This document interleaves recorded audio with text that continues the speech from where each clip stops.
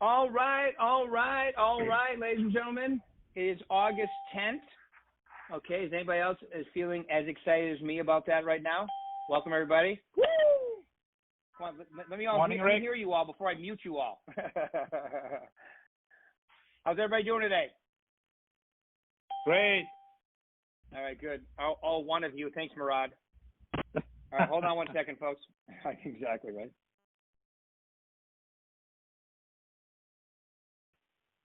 All right, so ladies and gentlemen, we are very fortunate today, and B-Rock, his name is Brock, we call him B-Rock, okay, he is from Whobrey, or if you ask Siri, it's Whobrey, from the lovely city of Rancho Cucamonga, actually a place, I didn't believe it at first, okay, until we until Mark bought a beautiful company there. Also, the #1 office, right, Brock, in Rancho Cucamonga is your office, isn't it? Yeah, we do some pretty good listing volume out of here. You have some rock stars too. So, ladies, well, before we do that, let's get into Brock Whobrey from. That's how you say it, right? Whobrey or Whobrey? We actually say it Whobrey. Whobrey. There we go. Yeah, Whobrey. but I answer like to my everything. last name. Doesn't matter. Yeah. Whobrey. I love it. That's cool. That's actually, it sounds better than the way it's spelled. But I have English Sari now, and she calls your name Brock Whobrey. Hey, I pretty much answer anything. It's all right. Yeah, exactly. So anyway, before we get into all the numbers and all that good stuff, tell us a little about yourself, how long you've been doing this. The only thing you can't mention is the Dodgers today, okay? I will not. I'm only kidding. Go ahead. Yeah. I've been in this, my kid's going to be 20 here in March, so it's coming up on 20 years that I got my license. Wow. Okay, and you sold real estate first, right? I did, yeah. I worked at a couple different companies. I started at Mulhern Group. It was a small independent that turned into Prudential. Was Rookie of the Year there. One of the agents there wanted to open his own company, probably at one of the worst times, but wanted to get into Rancho. I was driving from Rancho, Ontario. At this point, I had a young son. A couple years after that, we had another one coming away, so I kind of wanted to be closer to home. And then pretty much 04 was good, into 04, not so good.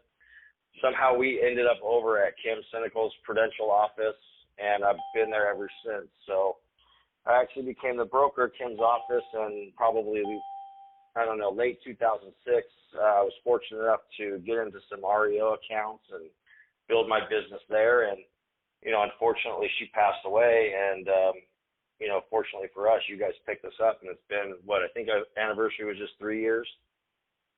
Yep, 3 years. Tell them a little about that story. Since you brought it up, but since you brought it up, tell them a little about that story, and so everybody understands. We were, Mark was talking with Kim before she passed away, and that's why her daughter reached out to Mark when Kim passed away, and wanted a little help and so forth. But tell them a little about that story, and how wonderful Kim was too, because she was a dynamite person. Kim was just awesome. I mean, yeah, she worked hard. She expected us to work hard. She expected us to have no excuses. But she was still fun. She was still, how do I want to say this? She was just a great person. Fair, I would say motivating. Everybody I talk to. Yeah, fair but demanding. How's that? Okay. I always like to tell a story. I used to come in and talk to Kim, and she was the only person that could pretty much call you, an idiot or a moron to your face, and you both leave the office laughing. And then I would get back to my desk going, "Hey, wait a minute! I think she just told me I was being a moron." And then, but that's just how she was, loving but demanding. And we, obviously we all miss her. And, she was, starting to, she didn't want to get out, but she was starting to, I think kind of check out her exit plan, and, ended up, talking with you guys. And the funny story is one summer day, it was like middle of August, I see this big guy come into our office, and I had seen Gordon at multiple Berkshire events, that some of the management does down in Irvine. And I'm like, this guy just doesn't stop in here. on a random, August 5th at 3:00 in the afternoon. That's interesting. But Kim always kept stuff pretty close to her chest, but always had a plan. And, Erica, once she passed away, Erica, we were running it and everything was going smooth, but it just wasn't something that she felt comfortable doing. Reached back out to Mark, and, the rest is history.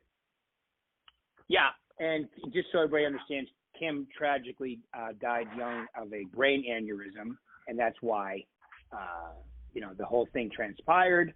And it was a little rocky at first because everybody missed Kim. And I remember the first party I went to at that Indian reservation. It was a picnic party, wasn't it? And everybody Yeah, we did. We did some group stuff where we'd go to Paula. For those that when they help with our services, we'd have a little 3-day, 2-day thing down there. Right. And it was a transition, but you guys were great, and our partnership's been awesome since. So thank you. The agents were great. All the agents, and I could name a whole bunch of them, but they're, you've got some rock star female agents there. You've got some rock star male agents there. It's all under one roof, including the title company, the lenders. It's just a great. It's like a one-stop shop there, so it's really good. And you guys are, like we say, number one in the market there. So that's as far as transactions go. So that makes it good, man. So tell me, what do you do? I mean, I know that we do a lot of training together there, but tell us about how you motivate these agents to keep rocking. Well, I come from a sports background, so a lot of my motivation and determination is already instilled. You got to be disciplined in this business. That's one of the frustrating things is, the agents that some of the agents that I talk to that say, hey, I want to do this, and then they don't take advantage of what we have, whether it's with you guys or with me. And, obviously this whole COVID thing has been a little bit challenging in getting a group of people together. So that's been difficult. Yeah. And what about what is it like in your area as far as the COVID thing? Is it like required masks and all that kind of stuff, or is it lightened up a little bit where you guys are?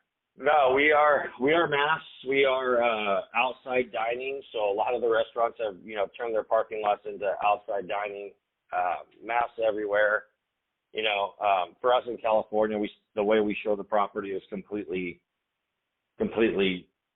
different. We got to have the forms, got to have masks, got to, wipe it down, all those things that come with it. So it's been a little bit challenging, but, with the rates where they're at and, the lack of inventory, it's been pretty crazy here.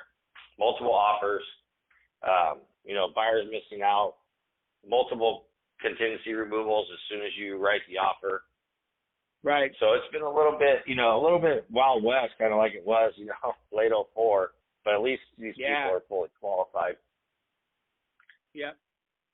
Yeah. Now, okay. So just so people understand, California, you actually have to have disclosures signed before you show, right?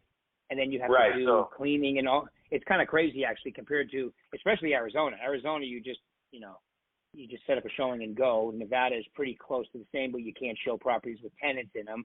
So every state's a little different, but you guys are like full tilt with it. Well, I can tell you one of the good things that's come out of this is it kind of gives us the ability to kind of take control back of certain parts of the transaction, right? So if I have a buyer calling me from a Zillow lead, I'm just not going to jump up and show them because I know the house that I want to get in is going to have me a PED, the PED, our California PED that kind of shows the rules of how to get into a property, make sure no one has COVID, they're not sick. Plus, every seller that I know of is asking for proof of funds, pre-approval before we even get in the door. So what it's done is it's like, hey, this is how it's going to be. If you want to work with me, these are the things you have to do. Right.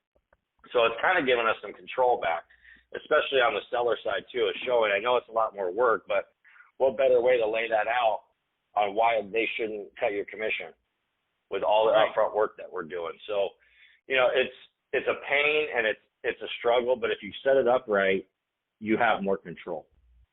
Right. Yeah, and it's a perfect time to get a buyer-broker agreement signed too, because you got to make sure they're going to commit to you if you're going to commit to them. I think it's a great time to implement that.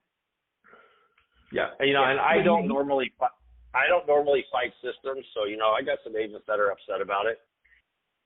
But, hey, look, if this is the way we got to do it, this is the way we got to do it, and we just do it. And it sets a parameter with each individual, consumer that you talk to, saying, hey, look, this is how we have to do it to get in. It allows you to do a better, buyer presentation up front. So, yep. It's kind of be flexible.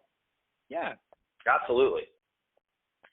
Could you imagine if we were in the restaurant business or in the entertainment business, and there's a guy at the corner of my, 2 houses over from me, very nice young couple, had to sell his house because he worked on the strip in one of the shows that hasn't been playing since March. And, and we've been very fortunate in real estate, if you think about it, because our industry is still cranking with a major league handicap, which is a serious situation, where like if you were a casino or entertainment, if you were restaurants, there's a whole bunch of situations that are way worse off. And like my gym's open. Okay, even in Arizona, the gyms aren't open. I don't think they are where you are, but I'm very thankful. I wear a mask the whole time I'm there, and when I see somebody take theirs off, everybody because you don't want to be the person that they close the gym because of, or in this case, have an issue with a situation showing properties or whatever. So it's a time that you just got to follow the rules and be thankful that we have rules to follow, because it's, if this thing was a little worse, we wouldn't be remember March, April? We'd be in trouble for sure. We were heading in that direction. Yeah, and I definitely, people's opinion are their opinion. I don't get into it. I don't get in an argument whether it's right or wrong. I just say, hey, look, these are the parameters that we have. This is the rules we got to follow. And, that's kind of how I work going into a restaurant, or, we went to Lowe's or Home Depot yesterday and I wore a mask. And, there's a couple people throwing a fit. Look, I just want to get my stuff and get out. So I don't get too tied up in that. Maybe that's my sports background. I played baseball. So to me, everything is, all right, you can be great one day and tomorrow can be 0 for 4. And, as long as I wake up the next day, right. I have an opportunity to go, 4 for 4 again. That's just kind of how I kind of live my life. I don't overreact to a certain amount of stuff. And get over it and move on. Right. I don't dwell on too many things. So you're very fortunate. You've got Martha there, Maisha. You've got. I just interviewed one of your top agents. I was going to call him by his. I got Safi, Justin Turner. Justin Turner. William. We just have a solid group here. And you got William Linden. Yeah, you do. So give us an idea, and they're all different. Some of them are into technology, some of them are into prospect. So give us an idea of what some of the top agents in your office do to be that successful. Well, we have William, who obviously he dabbles a little bit online, but he started as a farmer. Kurt, to this day, he's always my 1 or 2. He still throws out hold pads. on a second. Tell us more about William. Okay, so William, he finished where? Number 5 or 6? William started as a farmer. Okay. Right. But what William does good is he's in the high market, and the thing that I like about William is William does his own open houses. So when he first started, he did his own open houses, so the other sellers in the area got to know that he was always there. Right. So what happens is then those become easier listing appointments the more and more he's in a specific area, right? Right. And then he's just built that up to be the ultra. He's one of the top 3 in the area just in high-end listings here, which run between I would say $1 million and maybe $2 million. Right. And his marketing's great. He takes his time in making sure that his houses look real good online, because clicks and views are how we can create the demand for our seller. And he's really good at that. I did a Facebook Live with him, and he was, it's very obvious he's really good at technology, and his social media presence is on. His marketing is very, very professional, and he gets it out there. So, that's one way to do it. And he's a prospector, so he does a little of everything, too, which is great. Yeah, and, like I said, we got Kurt, who still does old-school farming and old-school calling. Martha, she bangs the phones, expired. Now, wait a minute. Now, Kurt, go back to Kurt for a second. So Yeah. old school. Now these farmers that used to knock, what are they currently doing? Kurt, he still farms. Whether he mails out now. He mails. And okay, then, so he does mailing. Okay. You know, and he's got a sphere too, so his sphere is pretty large. He's been doing this 30 years, so trying to get him to be a little bit more on the new VAC 2.0. I don't want to forget to mention that because it is awesome.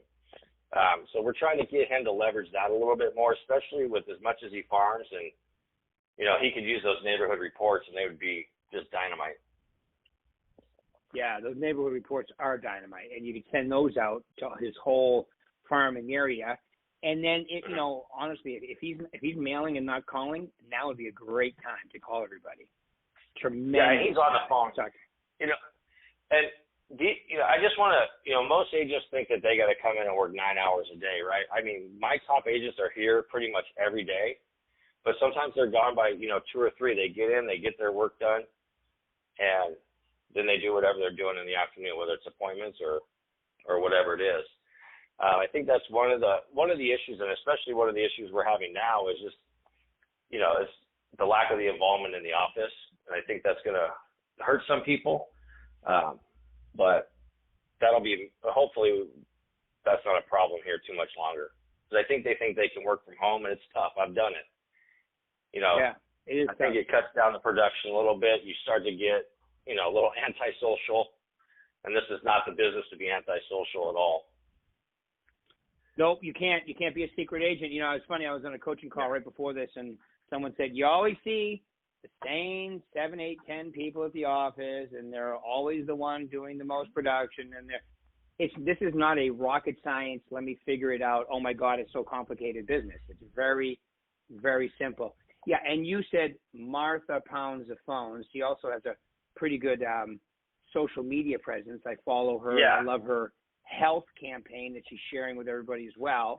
So tell us a little about.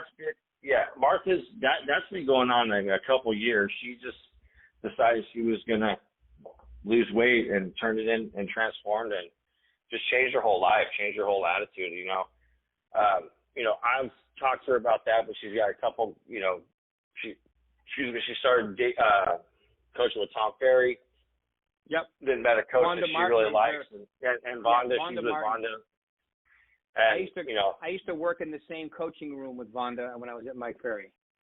Yeah, those two work good together, and just Martha's relentless, and I don't mean that in a bad way. She's good relentless. You know, she just works and the one thing she's done. I mean, I know Mark has his business plan. She took talking to 5 people to the extreme every day, and it really changed her business. I mean, yeah, you know, so she talks to calls at least just 5 listed, people. get sold. Mm-hmm. Yep. So, and then so we got there's 3 different ways people do business. Top agents do business here. Staffy is a huge sphere guy. He takes care of his sphere like no other, and that's been real good for him and his team. And that team's growing, so runs the gamut here. They're all kind of doing different things. Yeah, Mark Sapienza, he did a Facebook Live with me. So did William. I should probably ask Martha and Maisha. And Maisha is big on social media too. Yeah, Maisha is great with social media. She's incorporated videos that all her clients love, and she's really good at it. And she's a good agent too. So, I mean, everybody's doing something a little bit different. But the common denominator in all those things, Rick, is they all are consistent and do it every day. I mean, I know everybody listening probably hears the same thing, but that's really the bottom line on this. They do it every day. Yeah. That is the key. And it almost, like people, I tell people all the time, when when you're successful in real estate, by the time you're successful, what got you there almost becomes boring because you're so used to doing it and you've done it so much. But then as you start to do it and get paid more, it becomes less boring because you say to yourself, okay, this is what I've got to do the transactions I want. It's really not. It's kind of like the pandemic. Pandemic, oh, my God, we're all trapped at home. Yeah, but could you imagine if you lived in a different country? I mean, think about this. Yeah. You live in the best country in the world. You can't go on vacation. You can't go anywhere. But your life is still pretty damn good, even then everything considered. Yeah, well, I mean, I think that's why my marriage is still together at this point. I got 2 older kids. One's a freshman in college. My wife's a teacher. My other son's a junior. But I've been here every day since March, so we haven't had any of those little problems that some people have had. Yeah. So I think it's kind of worked out. But it's tough for them too. I mean, yeah. I feel for these teachers because they've had to relearn everything, and they don't, if the family structure on the other side is not helpful, I mean, some of these kids, just are missing stuff. So it's tough on them all, and they take it seriously, and they're stressed out too.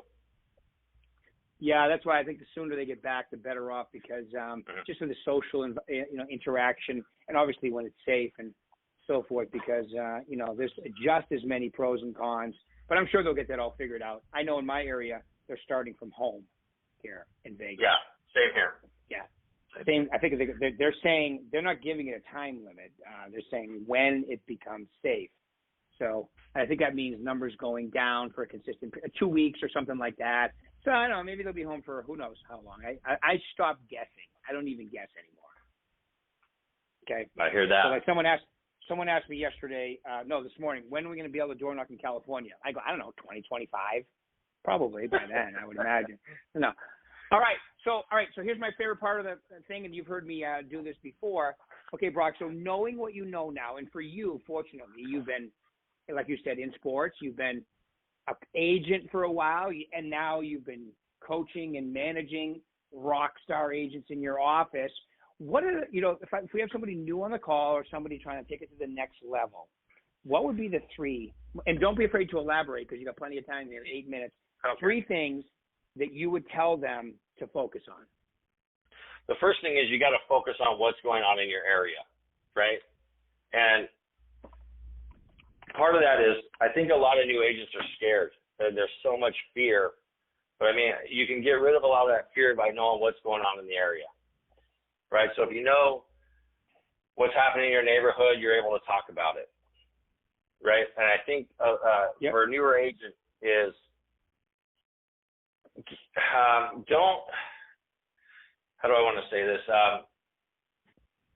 You got to be active all the time, right? Yeah. Even if there's nothing going on, you still got to be working on something.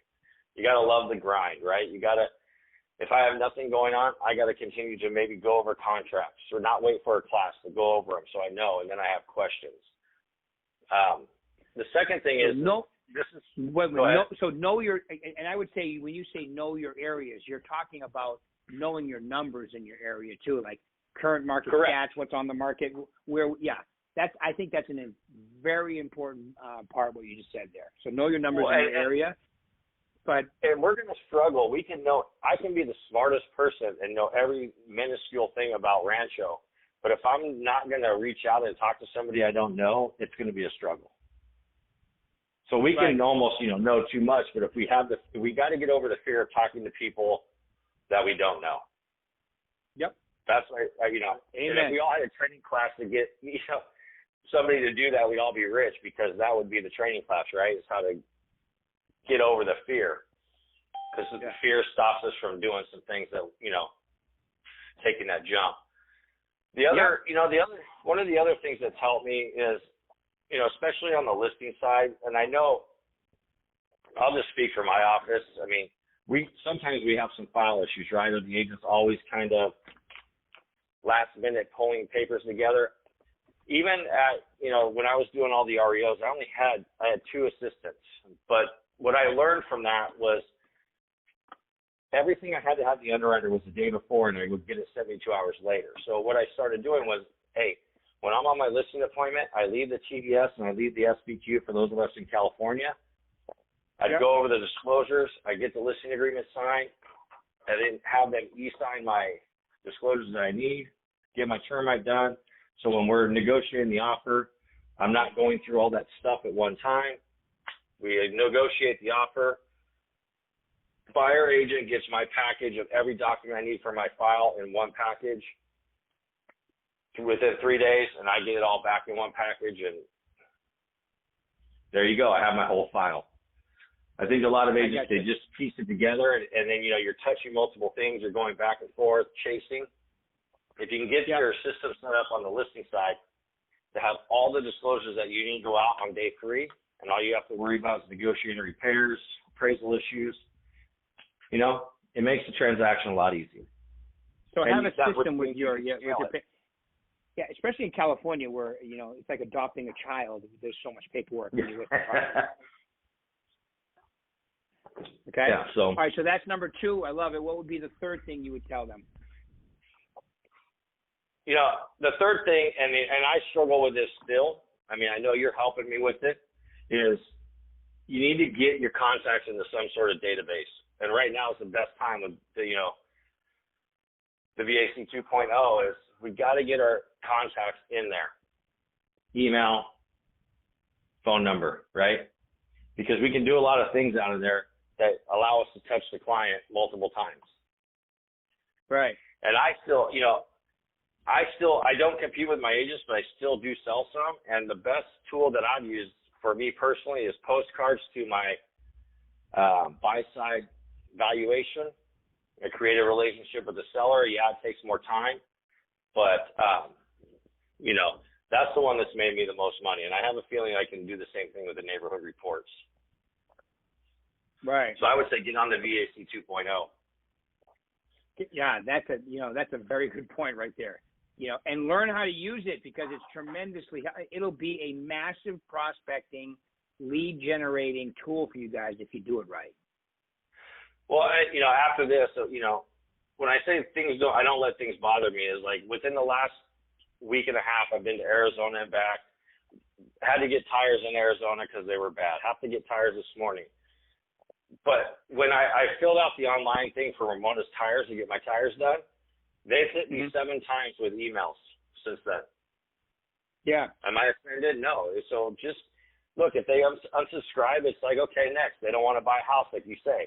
We only want to talk to people that are thinking about moving. And when they're not, it's not personal. Right. So very good point. Fill that thing up, and those that exit. Those that don't, you can try to help in the past or in the future. So very good point. That's very good point, my man. Cool. All right. So yeah, I totally agree with you, and I think that your job as an agent, really, like if I had the VAC 2.0 when I was selling, I used to use a 1 through 31 accordion file. That's how long I've been doing this. And then I would just call them systematically. But now, and I would still call them systematically today. But if I'm loading up people into the VAC and they're on auto drifts for my newsletter, market reports, or the neighborhood reports, those are all incredibly awesome.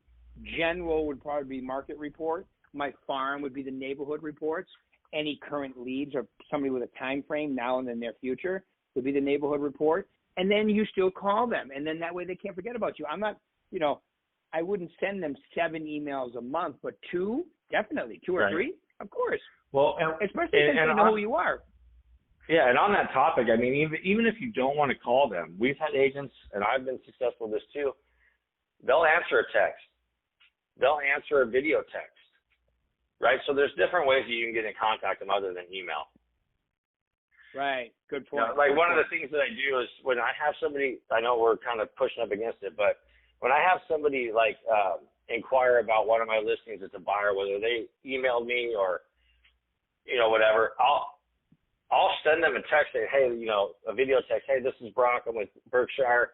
Just wanted you to know I'm a real person. If you got any questions about this property, feel free to reach out to me. And that's different than the automated emails that are automatically going to go out from most agents. Right. Sometimes it works, sometimes it doesn't, but at least they know I'm not a robot. Right.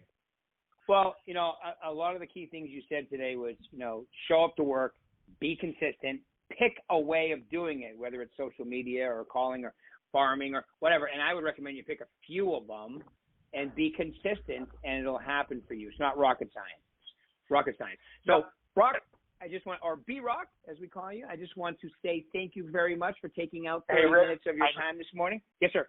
I know. I want to add one more thing. I know we're up against it, but every day I still watch something. even if I've been through your classes, right? I was on them this week because I might hear something different. I have it going on in the background. We have all the videos in your YouTube videos, Mark's YouTube videos. If you just took a couple minutes a day to kind of go back through some of those, it might spark an idea. I still listen to Tom Ferry. I still listen to David Knox. You know, just sometimes my head doesn't get right too. So, you know, some of your videos and Mark's videos are not more than 5 minutes. It kind of snaps you back in. Maybe I tweak something. So there's so much stuff that this company has to offer that it can continue to help you to grow. Yeah, no, I appreciate that too. And everybody out there, please subscribe to my YouTube channel. And Mark's is the Berkshire Hathaway one. Okay, so he's got, I would argue with one thing. Mark does not have a video less than 5 minutes. I do, however. No, the old I always give him a hard time. I go, Mark, none of your videos, the quick hits, should have anything more than a 3 in them. If they're 5 and 6, they're too long. 2.5 minutes is perfect. But then the training ones, of course. But anyway, Brock, I just wanted to say thank you very much for taking your time out today. Really appreciate it. Go out there, folks, and kill it. We'll pick this up in exactly 1 week. Have a great day, Brock. My pleasure. All right. Talk to you later. Appreciate it, buddy. Bye. Thank you. Yeah, bye. Bye now.